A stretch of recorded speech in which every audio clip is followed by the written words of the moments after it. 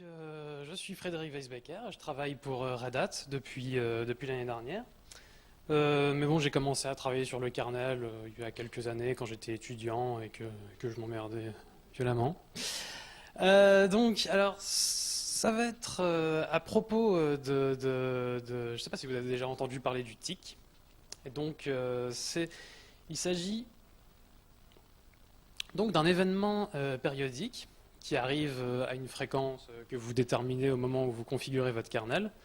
Donc généralement, ça dépend de l'architecture, hein. Sous x86, ça varie entre 100 Hz, 250 Hz et 1000 Hz. Mais je crois que j'ai vu d'autres architectures où on peut faire plus bas.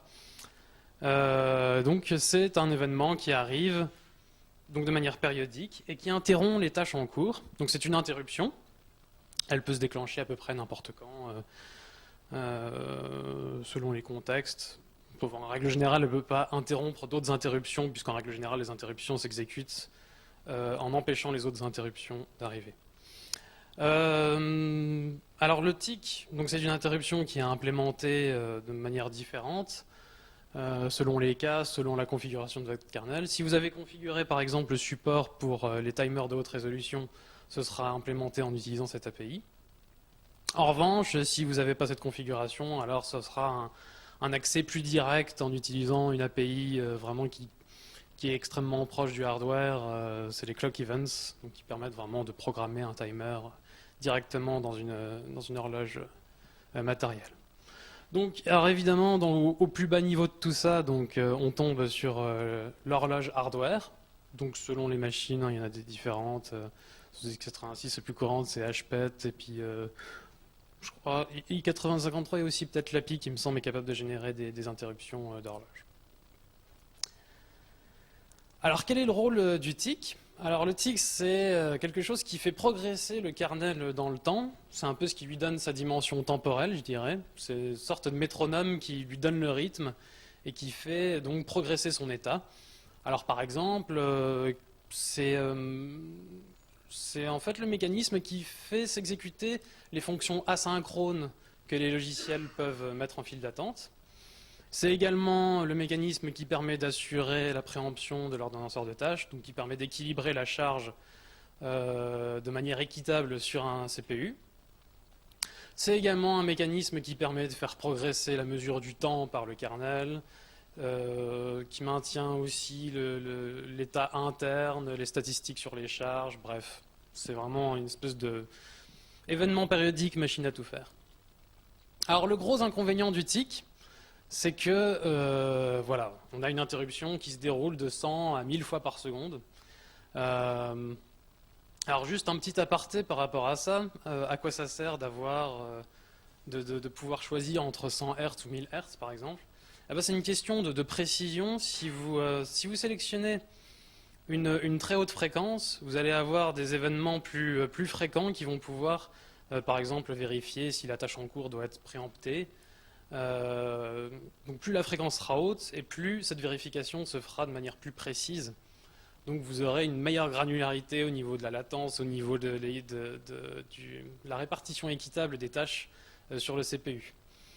Et de même, quand vous avez des fonctions asynchrones à exécuter à un temps donné, vous aurez une meilleure précision. Si par exemple vous mettez en file d'attente une fonction asynchrone qui va s'exécuter dans 5 tics, elle aura une meilleure précision. Par exemple, si c'est sur 1000 Hz, vous aurez un intervalle de précision de 1 milliseconde. Alors que si c'est 100 Hz, ce sera un intervalle de précision de 1 centième de seconde. Donc voilà. Mais le prix à payer, c'est d'avoir 10 fois plus d'interruptions. Donc c'est le problème. Alors, plusieurs utilisateurs sont assez mécontents donc de cette histoire de TIC. Par exemple, les utilisateurs de HPC, donc High Performance Computing. Alors HPC, ils ont une espèce de cas d'utilisation un peu particulier. Ils font tourner une tâche par CPU et ils essaient de maximiser vraiment l'utilisation du CPU pour ces tâches. Alors ils veulent surtout pas que le kernel se mette dans le passage, hein, parce que c'est des cas d'utilisation qui demandent beaucoup de temps en mode utilisateur, beaucoup de calculs et assez peu d'entrée-sortie, donc assez peu de passage dans le kernel. Donc a priori pas vraiment besoin d'un TIC qui vient se mettre sur le passage qui vient tout casser. Alors, c'est pas seulement le fait qu'on a 1000 interruptions qui arrivent en une seconde, donc ça demande du temps de CPU, c'est aussi le fait que ces interruptions arrivent et elles prennent du cache processeur. Alors elles dégagent par exemple le cache L1, cache de premier niveau du CPU, vont dégager tout ce qui était dans le cache L1 de la tâche qui a été interrompue, pour mettre toutes les données et les instructions de l'interruption. Alors une fois que l'interruption se termine, il faut de nouveau recharger tout dans le cache L1, donc voilà, tout ça, ça a un gros impact sur les performances. La branche temps réel aussi, ça pose un petit problème parce qu'une interruption, c'est pas innocent dans le monde du temps réel. Une interruption, typiquement dans la branche mainline, c'est pas préemptible, une interruption. Voilà, c'est un bout de code qui s'exécute et s'il y a une tâche qui veut s'exécuter sur le CPU et qui attend donc le CPU, elle va devoir attendre que l'interruption se termine. Alors, une petite astuce qu'on utilise sur la branche temps réel pour résoudre ça, c'est que les interruptions sont threadées. C'est-à-dire, en fait, on va essayer de mettre le plus possible de code qui s'exécute dans l'interruption à s'exécuter dans un contexte de tâche. Et comme ça, cette interruption peut être préemptée au profit d'une tâche qui a une priorité plus forte. Mais le problème, c'est que même quand on fait ça, il reste toujours un tout petit bout d'interruption, vraiment bas niveau, très proche de l'architecture. C'est l'entrée et la sortie de l'interruption qui reste quand même un petit bout de code critique qui ne peut pas être préempté. Et ça, c'est un problème pour la branche du temps réel. Alors évidemment, si on peut se passer de 1000 interruptions par seconde, donc en fait 1000 cas possibles qui pourraient induire de la latence, eh ben, c'est tout bonus. Donc c'est aussi un intérêt pour la branche temps réel. Et en fait, c'est un intérêt pour tout le monde parce que 1000 interruptions par seconde, si on peut s'en passer, franchement, voilà. Donc finalement, c'est un gain pour tout le monde, les distributions de desktop, serveur, et aussi l'embarqué, même Android au bout du compte. Deuxième gros inconvénient du TIC, c'est au niveau de la consommation de l'énergie. Quand votre CPU n'a plus rien à faire, il exécute une tâche qui s'appelle idle, et ensuite il entre dans un mode de basse consommation d'énergie. Mais le problème, c'est que si on a 1000 interruptions qui arrivent par seconde, ça réveille le processeur, et donc de nouveau il va consommer de l'énergie pour traiter des interruptions qui finalement ne sont pas très utiles, puisque a priori le CPU n'a rien à faire.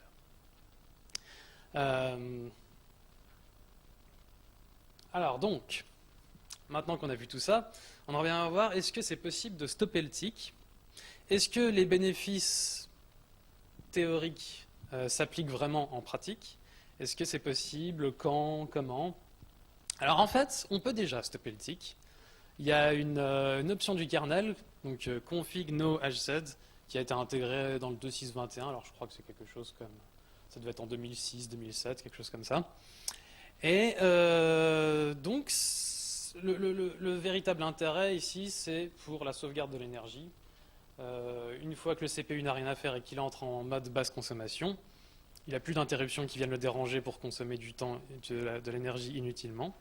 Et en plus de ça, comme le CPU n'est pas dérangé dans sa basse consommation, il peut entrer de plus en plus par palier dans des modes de basse consommation. C'est-à-dire, voilà, si le CPU constate qu'il est en train de dormir à moitié, on va dire, pour faire une image, il est en train de somnoler, il se rend compte que ça fait 10 minutes qu'il somnole, alors il peut s'endormir plus profondément. Et donc voilà, plus le temps va passer, plus il va pouvoir entrer dans des cycles de basse consommation encore plus basses. Alors en revanche, le problème avec ça, c'est que plus le CPU entre dans un mode d'endormissement profond, plus il y a une grosse latence au moment où il se réveille. Donc malheureusement, c'est une configuration du kernel qui est un petit peu problématique dans la branche temps réel, parce que au moment où une tâche se réveille et qu'une interruption arrive sur le processeur pour le réveiller, il y a une petite latence quand même due au niveau matériel, due au processeur qui met un peu de temps à se réveiller. Mais hormis le cas d'utilisation de temps réel, cette configuration, c'est vraiment un gain pour tout le monde. Voilà.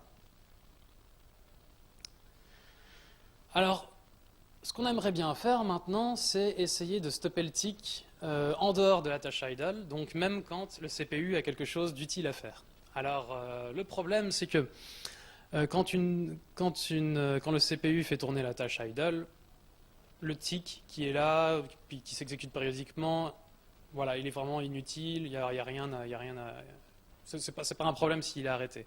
En revanche, Quand on fait tourner une tâche, une vraie tâche, qui n'est pas la tâche idle, là, on a vraiment besoin de la maintenance opérée par le tick. Donc en fait, il faut trouver d'autres moyens de remplir le job du tick, mais en utilisant des moyens non périodiques. C'est-à-dire, si le CPU a besoin de mettre à jour un état, mettre à jour des statistiques, il vaut mieux utiliser, on va essayer en tout cas d'utiliser des moyens comme des interruptions interprocesseurs ou quelque chose comme ça. Voilà, quelque chose de vraiment de one shot, une action sur l'instant plutôt qu'une instance périodique qui vérifie et qui met à jour tout le temps. Un autre moyen, ça va être aussi de faire tourner le tick seulement sur des intervalles de temps définis.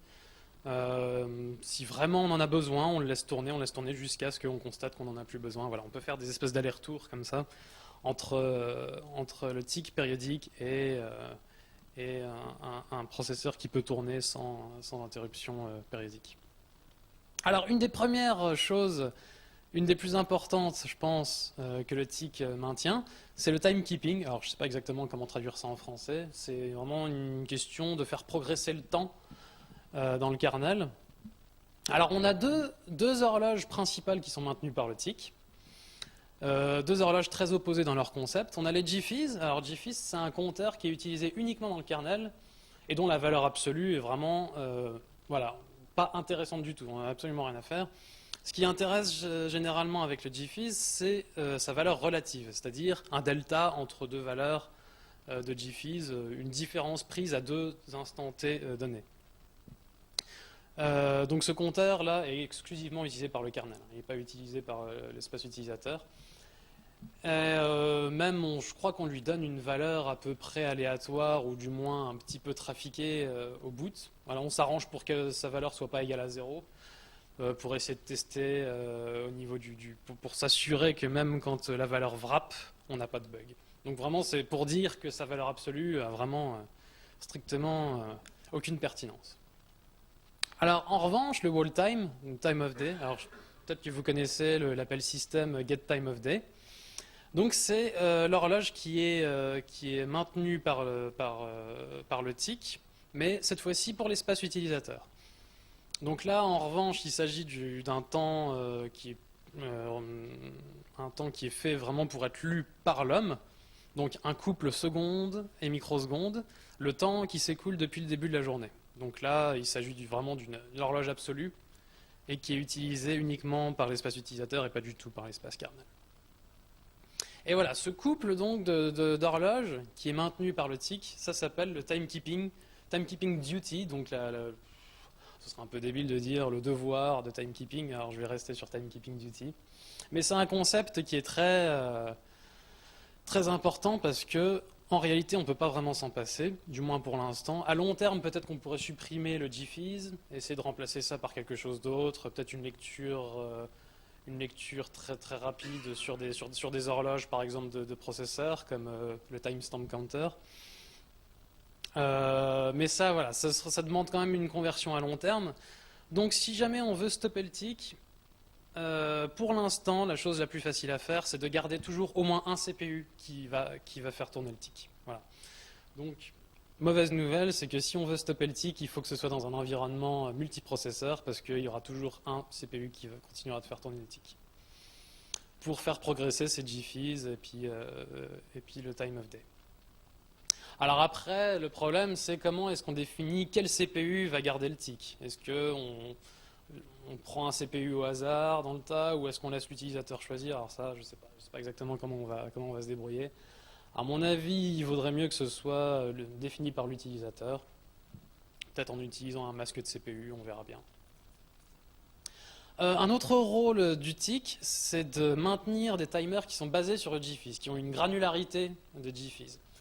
Alors on a deux styles de timers. On a des timers qui se réfèrent à un décompte de GFEEs absolu. Donc ça, c'est les timer list. Struct timer list, c'est vraiment la structure de timer la plus basique qu'on puisse trouver dans le kernel et qui est maintenue par le tick. Alors donc elle se déclenche après un décompte absolu de GFEEs.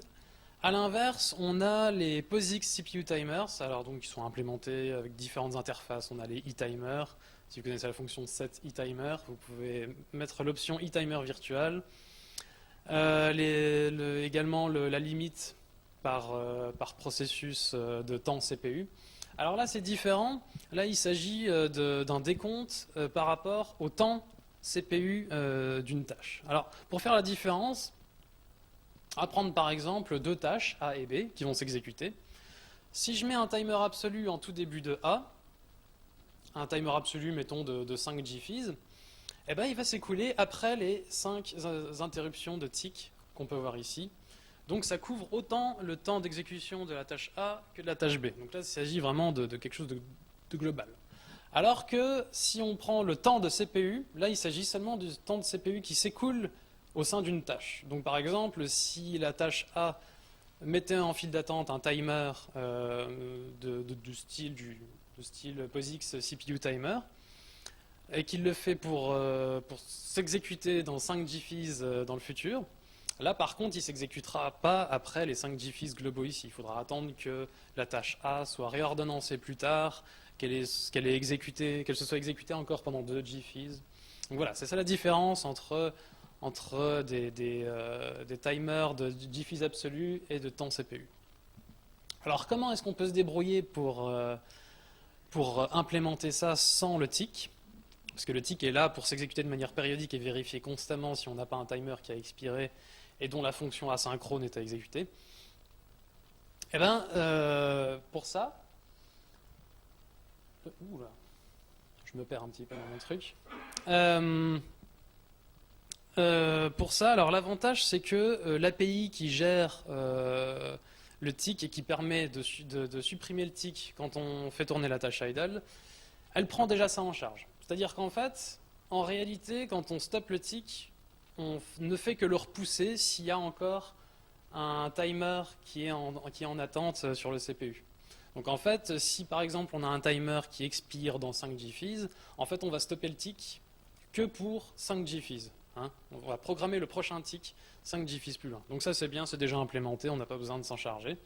En revanche, pour ce qui est des timers basés sur le temps de CPU, alors là, c'est un petit peu plus compliqué.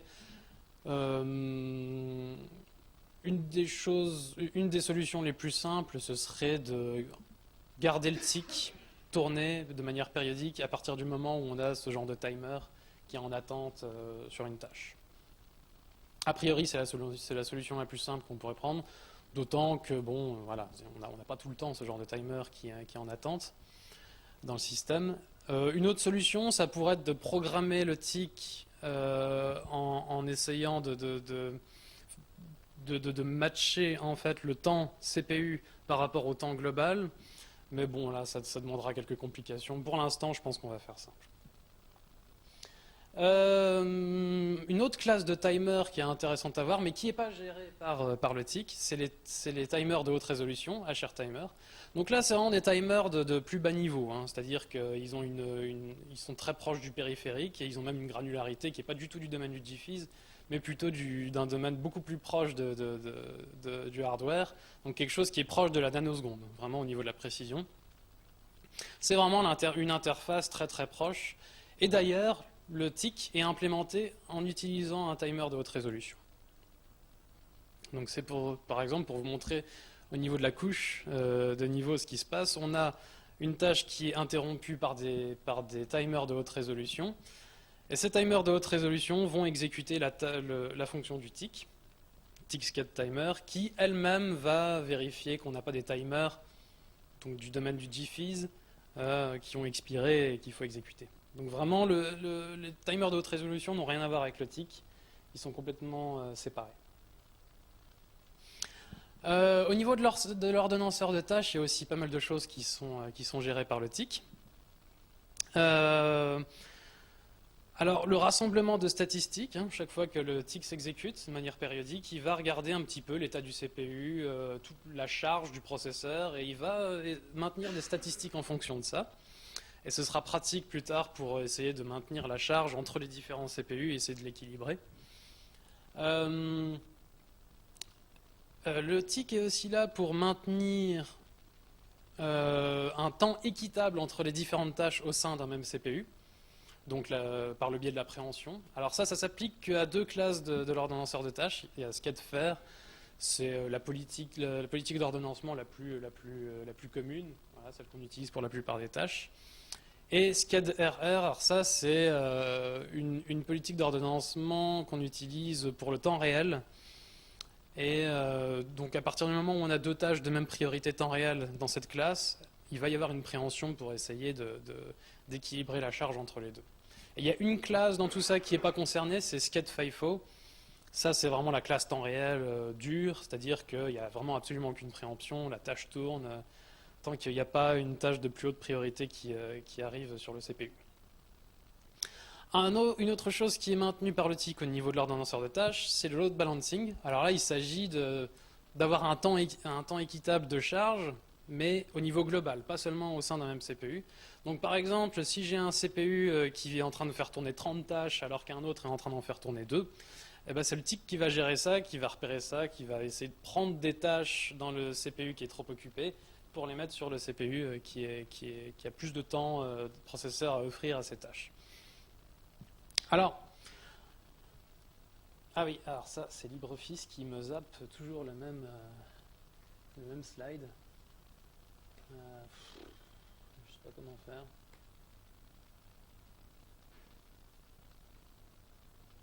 Bon, je crois que j'arriverai pas à le retrouver comme ça. Mais en gros, j'avais un slide qui concernait la gestion du scheduler sans le TIC. Bon, bref. Pour ce qui est donc de la préemption, comment on s'occupe de la préemption si on n'a pas de TIC? Alors là, une solution simple, c'est de stopper le TIC uniquement si on a une seule tâche sur le CPU. Donc ça, c'est ce qu'il y a de plus simple à faire, hein. S'il n'y a qu'une seule tâche qui tourne, on n'a pas besoin de préemption. On n'a pas besoin de s'assurer de maintenir un équilibre entre les tâches puisqu'il n'y en a qu'une. Sinon, une autre solution, ce serait d'utiliser un mécanisme qui existe déjà dans l'ordonnanceur de tâches, qui s'appelle HRTIC. Alors là, il ne s'agit plus d'utiliser le polling qu'exécute le TIC pour vérifier de temps en temps et régulièrement s'il faut préempter une tâche. Là, au contraire, quand on ordonnance une tâche A, et pendant qu'une tâche B attend le CPU, on va anticiper à l'avenir, on va dire, bon, telle tâche va avoir besoin d'être préemptée, mettons, dans 50 millisecondes. Alors on va programmer un timer de haute résolution qui va s'exécuter dans 50 millisecondes. Voilà. Ce qui est en théorie beaucoup plus efficace que d'avoir 1000 interruptions par seconde qui vérifient si on a besoin d'une préemption. Mais le problème, c'est que c'est bien en théorie, et en réalité, en pratique, c'est un peu plus difficile parce que ça demande beaucoup d'écriture sur le périphérique de l'horloge matérielle. Et écrire sur un périphérique d'horloge matérielle, c'est assez lent. Surtout si ça s'exécute dans des hotpass comme la fonction schedule. Parce qu'à chaque fois qu'une tâche va s'endormir de manière volontaire, elle va laisser la place à une autre tâche. Et donc il va falloir recalculer le timer de préemption. Et ce genre d'événement peut arriver vraiment très souvent si on a des cas d'utilisation, par exemple, qui mettent en jeu beaucoup d'entrées-sorties. Donc là, on a des tâches qui viennent dormir volontairement, régulièrement. Alors là, il faut recalculer le timer de préemption à l'avenir. Il faut le faire je ne sais pas combien de fois par seconde. Et ça, finalement, ça induit de telles latences que, voilà, en pratique, c'est un petit peu compliqué à mettre en place. Peut-être que dans certains cas d'utilisation, ça pourrait s'avérer bénéfique, mais apparemment, voilà, dans certains scénarios, c'est pas terrible. Et pour ce qui est du load balancing, alors là, c'est tellement compliqué que j'ai pas encore regardé comment on pourrait résoudre ça.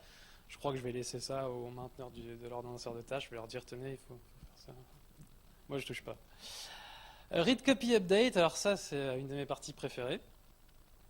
Alors, qu'est-ce que Read Copy Update, donc RCU pour l'abréviation? C'est un mécanisme de synchronisation qui n'utilise pas de verrou. Alors le gros avantage, c'est que dans ce schéma, les lecteurs peuvent s'exécuter de manière concurrente et ils peuvent également s'exécuter de manière concurrente avec le writer. Alors ça, c'est vraiment un gros gain par rapport à d'autres schémas de verrouillage traditionnels comme les RWLock, où là, les lecteurs peuvent s'exécuter en concurrence, mais pas en concurrence avec l'écrivain. Alors évidemment,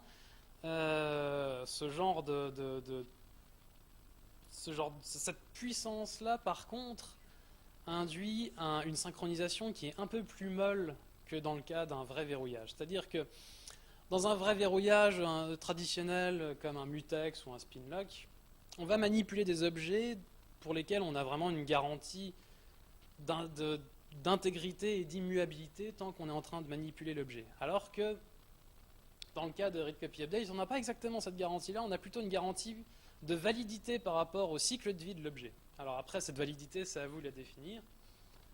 Dans le kernel, le cas d'utilisation le plus fréquent, c'est de dire qu'un pointeur est valide à partir du moment où son contenu est alloué dans la mémoire et on peut y accéder. On va dire qu'il sera devenu invalide une fois que le contenu dans la mémoire aura été libéré par la fonction cafree, par exemple. Alors ça, c'est un exemple assez schématique de ce qui se passe du côté des readers pour RCU. Donc la section critique pour un reader, elle est contenue entre les appels de fonction RCU readlock et RCU readunlock. Et à l'intérieur, on déréférence un pointeur de type RCU. On regarde son contenu, est-ce qu'il est valide? On fait quelque chose avec, et on a la garantie que tant qu'on manipulera le contenu de ce pointeur, ce contenu sera valide par rapport au cycle de vie que vous aurez défini. En revanche, s'il n'est pas valide, on passe. Alors du côté de l'écrivain, c'est assez différent là par contre. On va sauvegarder, alors, si on veut mettre à jour la valeur d'un pointeur, on va sauvegarder l'ancienne valeur. On ne va pas toucher à son contenu pour l'instant. On va assigner la nouvelle valeur dans le pointeur RCU, qui sera lu donc par les readers. Et ensuite, on appelle une fonction callRCU qui va exécuter une fonction de manière asynchrone, SUMWORK, sur l'ancienne valeur du pointeur. Alors typiquement dans le kernel, ce sera souvent la fonction cafree qui va libérer le contenu du pointeur. Alors la magie réside un petit peu dans ce que fait cette fonction callRCU. La fonction callRCU va appeler la fonction SUMWORK, ici, mais avant de faire ça, elle va attendre que toutes les sections critiques reader RCU aient fini leur exécution. Donc en fait, elle va demander à chaque CPU de rapporter ce qu'on appelle un quiescent state. Alors un quiescent state, c'est quand un CPU n'est pas en train de s'exécuter dans une section critique reader. Alors, autre petite notion de vocabulaire qui est très très fréquente dans RCU, c'est la grace period, donc période de grâce. Une période de grâce, c'est effectivement quand on appelle la fonction callRCU. Et la période de grâce, c'est toute la période qu'on va attendre avant d'exécuter la fonction SUMWORK. Et la période de grâce, c'est de dire je vais attendre que toutes les sections critiques en cours se terminent. Donc, par essence, ça signifie que je vais attendre que tous les CPU alentour me rapportent un quiescent state. Alors toute cette machine à état est maintenue par le TIC. Donc ça c'est le problème. Alors elle est maintenue par le TIC du côté de l'écrivain. Donc les RCU callbacks, c'est les fonctions asynchrones en question. Quand une fonction asynchrone est en attente, le TIC va être là pour vérifier périodiquement que chaque CPU rapporte un quiescent state. Et une fois que chaque CPU aura rapporté son quiescent state, le TIC va pouvoir dire à un moment, voilà, c'est la fin de la période de grâce, j'exécute les fonctions asynchrones en attente. Du côté du reader, le TIC est aussi là pour rendre compte des quiescent states. C'est-à-dire, s'il y a un CPU qui me demande de rapporter un quiescent state, le TIC va être là, va regarder périodiquement s'il a interrompu une section non critique RCU, et si c'est le cas, va rapporter un quiescent state. Donc voilà, c'est toute une machine à état globale qui est maintenue par le TIC. Un petit exemple, un petit schéma. Le CPU 0, ça va être l'écrivain, et le CPU 1 et 2, ça va être les CPU qui ont des sections critiques reader. Alors le CPU 0 va appeler callRCU, donc il va mettre en file d'attente une fonction asynchrone. Il va donc commencer une période de grâce. Alors, le TIC va arriver, premier tick, sur le CPU 2 et CPU 1, le tick va remarquer qu'il interrompt des sections critiques RCU, donc il ne va rien rapporter. Deuxième tick, le CPU 2, le tick s'aperçoit qu'il a interrompu une section qui est non critique, donc il va considérer ça comme un quiescent state, il va le rapporter au CPU 0. Ensuite, troisième tick, le CPU 1 voit lui aussi un quiescent state, il le rapporte au CPU 0, et le CPU 0, au tick d'après, va se rendre compte qu'il a eu tous les quiescent states qu'il attendait, et donc il va pouvoir dire, voilà, je termine la période de grâce, et c'est là que je vais pouvoir exécuter ma fonction asynchrone. Alors, c'est tout un challenge pour essayer d'implémenter ça sans le tick. Une des solutions, encore une fois, ce serait de garder le tick de manière adaptive. Donc, garder le tick à partir du moment où on a des fonctions asynchrones à exécuter, donc une période de grâce à compléter.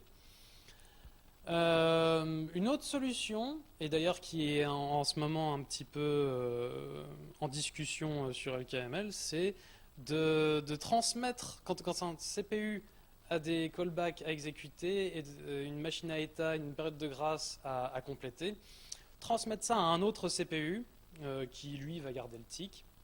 Et ce CPU va s'occuper donc de compléter toute la période de grâce, d'attendre les rapports de quiescent state des autres CPU.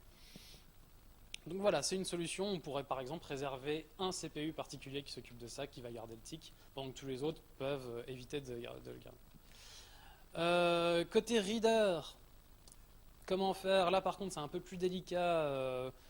Si on est en train de s'exécuter en mode kernel, là on a quand même besoin du tick pour rapporter des quiescent states. Donc ce qu'on va faire, c'est qu'on va lancer une interruption interprocesseur sur ces CPU qui doivent rapporter des quiescent states et pour leur refaire démarrer le tick pour qu'ils puissent compléter ça. Mais on a une petite exception, c'est que si le CPU tourne en espace utilisateur, eh bien, il fait aucune utilisation de RCU, puisque c'est vraiment un mécanisme de synchronisation qui est utilisé exclusivement en espace kernel. Donc, on peut considérer que ce genre de CPU est exclu de la machine à état globale de RCU. En fait, ça d'ailleurs, c'est un mécanisme qu'on utilise déjà quand on exécute la tâche idle et qu'on tourne en basse consommation. Comme on veut se passer des interruptions, on entre dans un état qu'on appelle le extended quiescent state. Et quand un CPU rentre dans cet état-là, il n'a pas besoin de rendre des comptes quand un autre CPU lui demande de rapporter des quiescent states. C'est-à-dire que ce CPU-là sera complètement ignoré de la machine globale, puisque de toute façon, on sait très bien qu'il n'est pas en train de faire usage de RCU, il est en train de dormir. Eh bien, on va faire exactement la même chose quand un CPU tourne en mode utilisateur. On va entrer dans cette espèce d'état qui fait qu'on n'aura pas besoin de garder le tick pour apporter des quiescent states. Donc, voilà. On peut au moins partiellement résoudre le problème. Alors, un autre rôle prédominant du tick, c'est de rassembler des statistiques en ce qui concerne le temps processeur de chaque domaine d'exécution. Donc, si vous avez déjà fait tourner la commande time, par exemple, sur votre console, pour voir le temps d'exécution de votre processus, vous verrez qu'il a compté le temps utilisateur et le temps kernel. Alors voilà, donc ça, c'est maintenu par le tick. À chaque fois qu'il y a une interruption du timer, il va vérifier dans quel domaine l'interruption se déroule. Est-ce que c'est en domaine utilisateur? Alors il compte le tick pour le mode utilisateur. Est-ce que c'est en mode système? Alors dans ce cas, le compter voilà, pour le mode système. Ça, c'est maintenu par le tick. On a un cas un petit peu particulier dans les configurations qui compte le temps d'exécution en mode d'interruption, où là, on va vraiment prendre la mesure à l'entrée et à la sortie de l'interruption. Comme ça, à la fin, on sait vraiment le temps qu'on a passé dans les interruptions hard ou soft. Et puis, il y a quelques cas un petit peu plus particuliers, BSD Process Accounting, mais ça, je pense que c'est plus une question d'interface. Je ne pense pas que ce sera un souci plus tard. Alors, comment gérer ça si on n'a plus le tick? Si on n'a plus le tick, on peut réutiliser une configuration du kernel, mais qui par contre n'est implémentée que sur 3 architectures, PowerPC, Itanium, IA64 et S390, qui n'utilisent pas le tick pour compter le temps, mais qui au contraire utilisent des hooks, des sondes, à chaque passage mode utilisateur, mode kernel. Alors, le problème, c'est que ça demande vraiment de poser des sondes dans des endroits extrêmement critiques, comme par exemple entrée-sortie de syscall, appel système, entrée-sortie d'exception comme les page fault ou les debug exceptions, et également les interruptions. Donc le problème, c'est que ça demande de poser des sondes qui sont assez lourdes, des points d'entrée dans lesquels on va compter le temps, les statistiques par rapport au temps. Ça pose des problèmes de performance. Mais c'est une solution qui pourrait être envisagée si on veut essayer de compter le CPU time sans avoir le tic. Alors, ce qu'on va faire, je pense, ou peut-être en tout cas on va essayer d'avoir une espèce d'architecture générique qui s'adapte à ce genre de configuration. Comme ça, une architecture n'aura plus qu'à définir les sondes au point d'entrée-sortie, espace utilisateur, espace kernel. Et le reste, on s'en occupera dans le code générique, je pense. Une partie du code qui s'occupera de compter le temps, de dire telle partie appartient à l'utilisateur, système. Voilà. Et on utilisera aussi un mécanisme basé sur les interruptions interprocesseurs pour recharger le CPU time de temps en temps, voilà, pour faire un flush. Comme par exemple quand on exécute une commande comme time, où on interroge une tâche sur le temps processeur qu'elle a déjà exécuté. Voilà, on lui enverra une interruption interprocesseur pour qu'elle recharge ses statistiques. Voilà, et puis il y a encore quelques petites parties que le TIC gère, comme par exemple toutes les statistiques liées à la charge globale. Mais ça, l'avantage, c'est c'est quelque chose qui est géré déjà par le CPU qui s'occupe du timekeeping. Donc, comme il y aura toujours un CPU qui tournera avec le TIC, il n'y a pas de problème. On pourra s'en charger depuis ce CPU-là. Les IRQ work aussi, c'est un sous-système qui permet d'exécuter une fonction en mode d'interruption, en contexte d'interruption, sur un CPU local. La technique utilisée, quand on peut, on utilise des interruptions interprocesseurs sur le processeur courant, donc on appelle ça un self-IPI, et parfois une architecture n'implémente pas ça, à la place on utilise un hook dans le timer. Donc là il va falloir trouver une parade encore une fois.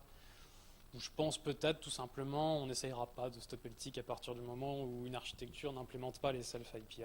On verra bien, peut-être on trouvera d'autres solutions s'il y a besoin. Voilà, Perf Events aussi, hein, c'est le sous-système de profiling qui est un petit peu en train de supplanter au profile, qui a quelques hooks aussi sur le tic. Bon là, il faudra qu'on enquête un petit peu, mais je pense que c'est pas un problème. A priori, Perf Events, on n'a pas tout le temps des événements de profiling qui sont en train de tourner, donc on peut éventuellement se dire qu'on garde le tic à partir du moment où il y a des événements en train de tourner, et puis on le stoppe quand il n'y en a pas. Voilà.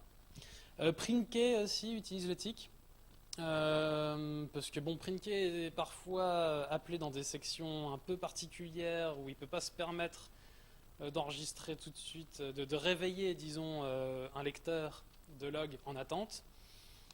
Et pour ça, Printk utilise le tic donc pour réveiller un processus en attente du log une fois que, voilà, au moins quand on est depuis le tic, on fait ça de manière assez sécurisée, il n'y a pas de problème par rapport à des risques de deadlock, trucs comme ça. Donc là encore, il va falloir trouver une parade, peut-être encore une fois utiliser les self-IPI ou quelque chose comme ça. Voilà. Alors le statut actuel de tout ça, alors donc j'avais commencé à travailler sur une branche, il y a eu plusieurs versions, hein, la dernière que j'ai postée, ça remonte à quelques mois.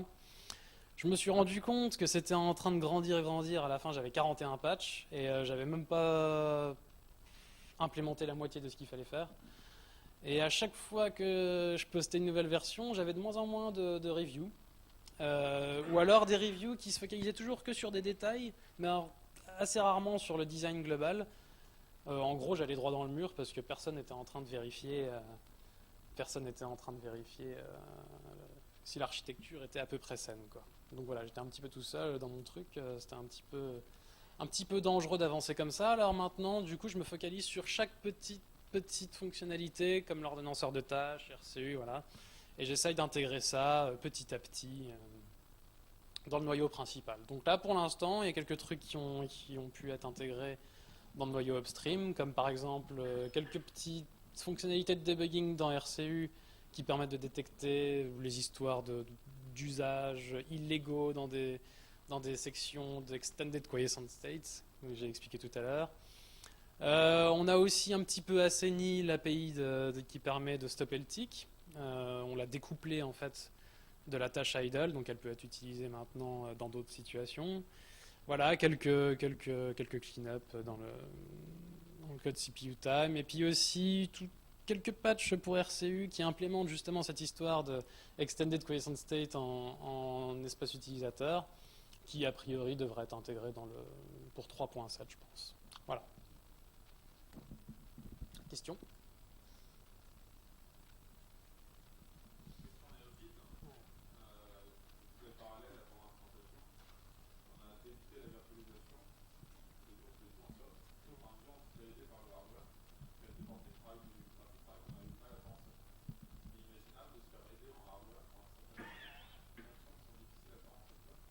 À quel niveau? Pour faire quoi? Il y a quelques trucs. On peut utiliser les PMU, donc c'est des espèces de registres un petit peu particuliers qu'on a dans les CPU qui permettent de compter le temps qui s'exécute en mode kernel ou en mode utilisateur. On peut éventuellement se reposer sur des trucs comme ça, mais je crois qu'il n'y a que quelques architectures qui implémentent ça. Et en plus de ça, je pense qu'il y a ça induit une petite surcharge au niveau du temps processeur. Alors, ouais. Mhm. Non, parce qu'il s'agit quand même beaucoup de logique de kernel, quoi. Il ne s'agit pas exactement de... Non, je pense pas qu'il y ait grand-chose qu'on puisse faire au niveau... Moi, je reviendrai après la question de l'hardware. On commence à voir apparaître. Pardon, merci. Oui. On commence à voir apparaître des architectures multiprocesseurs asymétriques. Par exemple, dans le monde de l'ARM, on peut avoir 4 gros cœurs et un tout petit ou des choses comme ça. Et je me demande si ce ne serait pas aussi une opportunité pour se dire qu'on laisse tourner un tick à très haute fréquence sur le processeur à basse puissance qui consomme pratiquement rien. Et que du coup, tout le travail de timekeeping soit fait avec grande précision et zéro overhead. Ouais, alors on n'a pas forcément besoin d'accélérer le tick. Accélérer le tick, oui, à la rigueur. On va gagner Si en on veut précision vraiment... uniquement. Hein. À la rigueur, je pense qu'il vaudrait mieux justement confier ce genre de travail à un processeur qui est un peu moins puissant et profiter des gros processeurs pour faire tourner des trucs plus lourds. C'est ça que je disais, c'est oui, justement utiliser le petit qui oui, consomme très peu mais, et accélérer le tick. Ce serait une bonne solution, effectivement. Ouais. Ouais, on pourrait déterminer tel processeur est plus apte à faire tourner des tâches de fond, en quelque sorte, de maintenance globale du système. Ouais, pour des architectures comme Big Little, peut-être, effectivement, ce serait pas mal. Ouais. Moi, je me suis posé une question un peu pratique, c'est quel est le gain qu'on pourrait effectivement avoir en supprimant le tick? Est-ce que c'est quelques pourcents et que dixième de pourcent? Très bonne question, j'ai oublié d'en parler, effectivement. Le problème, c'est qu'on n'a pas encore mesuré pour l'instant. J'avoue que j'ai un petit peu peur parce que il y a, en théorie, effectivement, un gain évident. Je veux dire, voilà, 1000 interruptions en moins, c'est génial. Mais c'est au prix d'installer des sondes, comme j'expliquais, au passage Cisco, l'interruption, tout ça. À mon avis, ce sera un gain dans certains cas d'utilisation, ouais, qui ne demandent pas trop d'entrée-sortie au niveau du kernel. Et peut-être une perte dans certains autres cas d'utilisation qui utilisent par exemple beaucoup d'entrées-sorties. Donc beaucoup d'entrées-sorties kernel aussi, ouais, c'est possible. Ça reste à mesurer. Pour info, moi j'avais fait des mesures là-dessus justement, à savoir qu'à une époque où on avait juste 100 ou 1000 Hz, quand on est passé en 2.6, on a eu tout le monde qui s'est jeté sur le 1 kHz en disant oh, c'est génial, c'est plus fluide et tout. Et moi j'avais constaté que sur un usage pour faire du réseau, j'avais des pertes de performance qui étaient de l'ordre de 5% à peu près. Et moi j'étais redescendu à 100 Hz. Et après j'avais proposé moi qu'on ajoute le 250 parce qu'il y a beaucoup de calculs où en fait on se retrouve à faire des décalages et pas des divisions. D'accord. Et parce que justement passer des millisecondes au GFees juste par décalage. Et par contre on restait encore sur des fréquences assez basses où la perte était faible. Mais malgré tout, moi sur des applications réseau, je l'ai vraiment mesuré cette perte et elle est vraiment perceptible. Ouais. Ça se voit simplement même sur une compilation en parallèle. On compile un kernel en parallèle, on fait un time devant et on arrive à noter qu'entre 100 Hz et 1 kHz, on perd quelques pourcents. Oui, je pense pour des trucs comme une compilation de kernel, là je pense que le gain sera à peu près évident, ça c'est sûr. Il y a beaucoup de traitements qui se... En fait, plus il y a de traitements, plus il y a du temps processeur en mode utilisateur, Plus il y a besoin de cache, plus en fait. là ce sera un gain. Ouais. Par contre, plus il y a des entrées-sorties, des passages dans le kernel, des allers-retours tout le temps, et là peut-être qu'à mon avis on aura des situations où ce ne sera pas forcément un gain. De corps aussi, ouais, aussi. Ouais. Effectivement, ouais.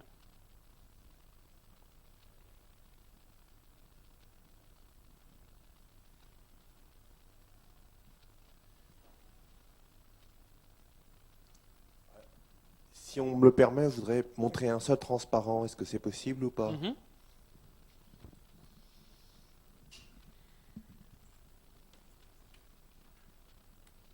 Alors, mon leitmotiv et pourquoi je viens ici, c'est que je suis persuadé que... Est-ce que ça marche? Il faut...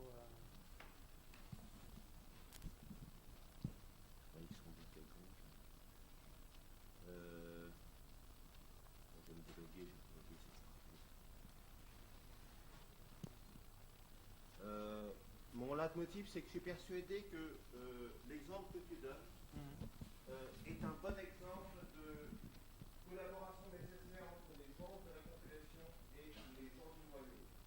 Alors d'abord, allez écouter Julia cet après-midi. Elle vous dira des choses très intéressantes à ce sujet. Malheureusement, Julia, je ne pourrais pas être là parce que j'ai mon gamin à aller chercher au même moment. Mais allez écouter Julia. Et d'autre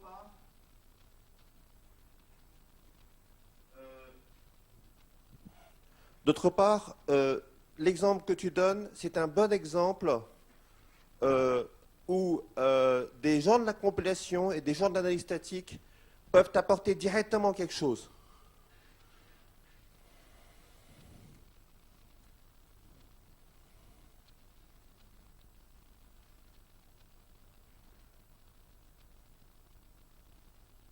Donc, comment on fait la merde?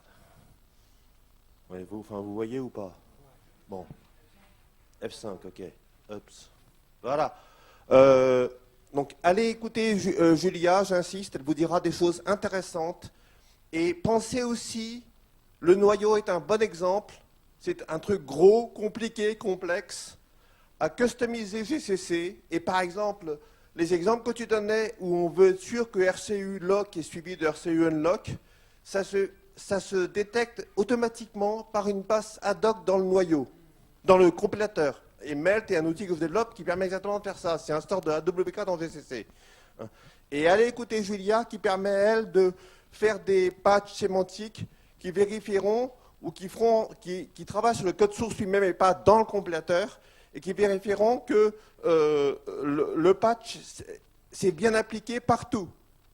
Donc c'est des outils un peu complémentaires, mais pensez-y. Et en particulier, on a en France des cadres de projets collaboratifs qui le permettent, où des entreprises peuvent travailler avec des labos de recherche. C'est aussi le moment d'utiliser ces cadres-là. Voilà. En fait, on a déjà des détections de scénarios de verrouillage avec RCU, donc qui reposent sur LogDep. Donc en fait, on a une analyse dynamique, mais c'est vrai qu'une analyse statique, ça pourrait. Oui, non, j'ai bien compris. Mais ce serait complémentaire, effectivement. Ouais. Voilà.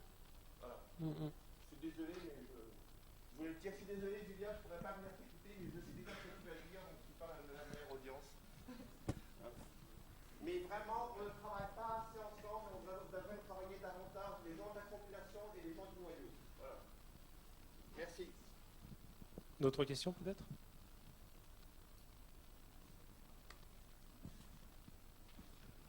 Du coup, je reviens à ce que vous disiez juste à l'instant là sur la. Est-ce que vraiment on va gagner quelque chose ou pas? Et en tout cas, moi, mon retour d'expérience sur le HZ. Aujourd'hui, moi, je fais des écrans qui vont dans les avions pour distraire les passagers. Mais si c'est cool, avec du HZ, en fait, je vais sauver du temps, enfin de l'énergie, et par le nombre de passagers dans l'avion, je vais gagner de l'électricité. Et donc, mon produit va moins consommer. La première remarque que je me suis fait, c'est que j'ai arrêté tout de suite, parce que du coup, mon système est plus du tout prédictible. Moi, ce que j'en ai perçu, c'est qu'en mettant un OHZ, c'est que j'ai plein de process, parce qu'on a des petites machines pas très puissantes, Et on a plein de process qui doivent se déclencher à des moments donnés, et on se rend compte qu'en fait, on est tout le temps en train de rater le moment. Donc c'est soit le passager qui lance une vidéo, soit le truc. Et en fait, on se rend compte qu'on ajoute du lag partout. Et qu'au final, moi, mon système est plus prédictible et j'arrive plus à savoir comment il va réagir dans tel ou tel cas sur une requête réseau, sur une requête du disque, etc. Et au final, j'ai pris la décision d'enlever le nœud HZ parce qu'en fait, il me posait plus de problèmes que de solutions. Et c'est par rapport à la latence au moment du réveil du processeur ou Oui, c'est- en fait, ouais, quand c'est on a ça un petit atome, Mhm, le mhm. petit atome, il s'endort. Ah, Par bah, contre, on paye super cher quand il se réveille. Et au final, on Ouais, perd c'est ça, plus c'est ça. à essayer de gagner de l'énergie qu'à essayer de laisser le truc tranquille. On effectivement. prend les 250 Hz et puis basta, quoi. Au moins, on sait que Effectivement. on arrivera à temps à faire. Et du coup, je reviens un peu à votre Il remarque. faudrait à la rigueur une petite Au final, le trade-off, pour fonctionnalité moi, en qui- tout cas, dans mon cas d'utilisation industrielle, n'était pas sensible. faudrait qu'on puisse forcer le CPU à rester à un stade d'endormissement, mais vraiment très léger. Et là, ça poserait pas de problème, a priori. Au final, j'ai carrément retiré tout ce qui est économie d'énergie pour être sûr que la machine Ouais, s'endort ouais. pas. Mais je veux dire, il y a une manière de contourner ça un petit peu en restant vraiment dans des stades, voilà, les stades ACPI C1, voilà, vraiment les stades primaires d'endormissement, quoi. Voilà.